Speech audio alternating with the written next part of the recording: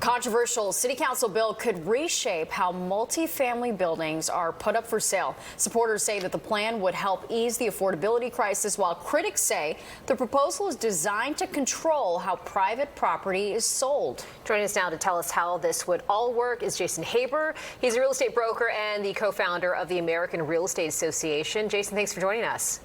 Thanks. Good to see you again. All right, so we've seen a couple articles about this in the Post, and you have some initial thoughts on this. I know the idea behind it is good, but the implementation, that's where you're seeing some problems.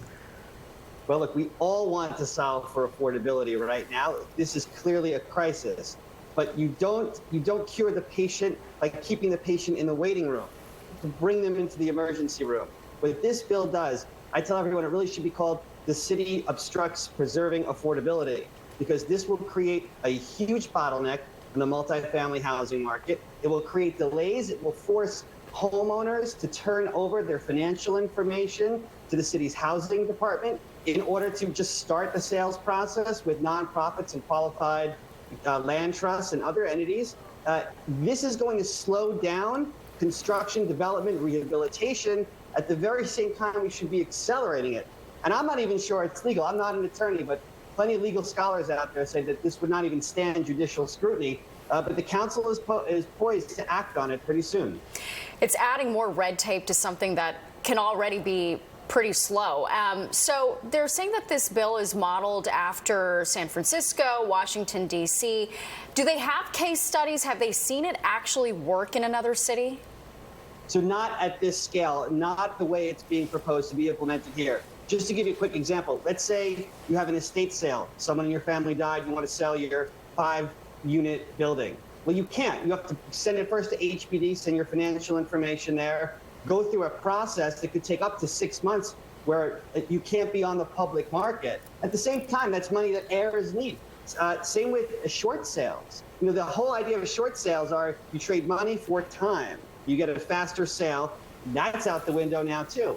Same with vacant lots, which are included in the bill. Last time I checked, we're not preserving any affordable housing in vacant lots because they're vacant. No one's living there. Yeah. So this bill does the exact opposite of what we need right now. They've modified it, and they've taken some of the teeth out of it. But in its present form, it would create huge bottlenecks in the market. It would prevent owners from listing their assets for sale on the public market. And while trying to encourage more affordability is something we all want to do, it's the wrong way to go about it. Okay, so let's talk about something like D.C., because I know that is where it has been implemented, and it's been there for quite some time.